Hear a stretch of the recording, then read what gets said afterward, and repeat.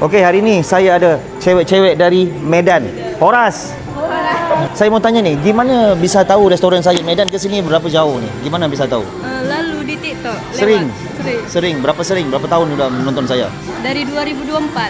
Oh, udah setahun lebih. Ini sekarang udah 26 ya? 1 tahun lebih lah. 1 tahun lebih.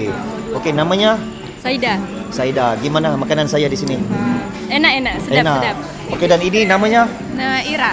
Ira Medan di mana tempatnya? Medannya lebih tepatnya di Binjai. Oh, Binjai. Itu yang sering kadang-kadang yang komentar dengan saya itu salam dari Ya, Binjai. salam. Binjai itu di Medan. Ya, ibu kotanya Medan. Okey, ada tak apa-apa ucapan untuk seluruh warga Medan yang belum pernah makan kepiting di sini? Ayo.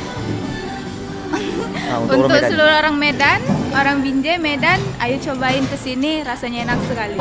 Mantap menyala. Okey, yang belum follow tolong follow saya. Saya ucapkan terima kasih sudi datang jauh-jauh daripada Medan ke Johor Bahru. Okey, dan tolong komen salah ke tidak seumur hidup makan kepiting, salah enggak? Tidak. Tidak salah. Tentunya tidak salah. Jumpa lagi Abang Lobster Medan Horas. Alright.